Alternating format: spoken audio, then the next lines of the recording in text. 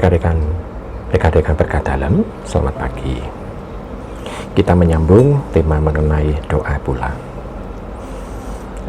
Beberapa teman itu bertanya, kapan kita bisa berdoa dengan baik? Waktunya kapan? Dan kapan saja kita bisa berdoa? Kita bedakan antara berdoa dengan ibadat. Kalau ibadat kan ada waktu-waktu tertentu ya. Tapi kalau kita berdoa kepada Tuhan, itu hendaknya sama seperti kalau kita bernafas. Kenapa? Kita seringkali tidak sadar kalau kita bernafas. Tetapi pada saat kita bernafas, kita sadari, kita seringkali mengambil nafas kita agak dalam. Sedangkan kalau itu sudah menjadi harian kita, habit kita, kita tidak menyadari, kita tidak tahu lagi apakah nafas kita pendek atau dalam, ataukah kita bahkan pada saat kita mencium sesuatu pun itu nafas tetap berjalan.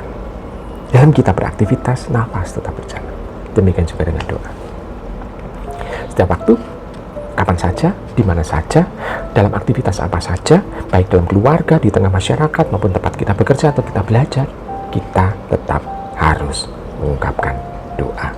Tuhan sendiri itu juga menasihatkan kepada kita. Santo Paulus juga dalam surat-suratnya juga menasihatkan kepada kita, berdoalah setiap waktu. Nah, bukan berdoalah kalau sempat, bukan, tapi berdoalah setiap waktu. Nah, alasannya adalah supaya dalam sikap kita, tindakan kita, keputusan-keputusan kita itu hanya Tuhan yang menjadi patokan utamanya. Nah, kalau demikian kita bisa melihat bahwa dalam kehidupan kita berdoa, kita bisa melakukan apa yang menjadi kehendak kita, dan itu kita selaraskan dengan apa yang menjadi kehendak Tuhan. Karena apa? Karena di dalam doa itu Roh Kudus itu kita izinkan untuk memimpin kita, sehingga akal budi kita pun itu juga nantinya akan mudah untuk bisa mempertanggungjawabkan sikap, kata-kata, atau tindakan kita di hadapan Tuhan. Dan ini artinya dalam kehidupan kita berdoa di mana saja, kapan saja, ini kan berarti tanda bahwa kita itu bergumul di dalam doa. Bergumul di dalam doa berarti tanda bahwa kita mencoba untuk mengedepankan Tuhan. Sekaligus juga dalam kehidupan kita ini, kita bertumbuh sambil berjalan. Jadi kehidupan rohani kita itu akan makin lama, itu akan makin berkembang karena kita sudah terbiasa untuk berdoa. Kalau kita terbiasa untuk berdoa, kita pasti akan dipengaruhi oleh kehendak Tuhan. Nah, ibu bapak, saudara-saudari, rekan-rekan berkat dalam yang terkasih, ingat bahwa dalam doa ini, itu hidup kita selalu akan progresif. Karena doa itu mengajak kita selalu akrab dengan Tuhan.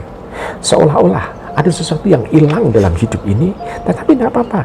Karena apa? Karena doa akan menggantikan dengan hal yang baik. Yakni apa? Tuhan sendiri yang mendampingi kita. Dan sampai akhirnya nanti akan kita sampai ke tingkat kedewasaan. Keefektifan dan ekspresi doa itu akan, istilahnya itu, justru orang tidak tahu kalau kita seringkali berdoa. Kenapa? Karena doa adalah privat kita dengan Tuhan, relasi kita dengan Tuhan. Termasuk pada saat kita mendoakan orang lain pun, ini adalah privasi kita. Dengan demikian, kita bisa melihat bahwa doa di mana saja, kapan saja menjadi sesuatu keharusan sebagai jemaat beriman. Selamat merenungkan.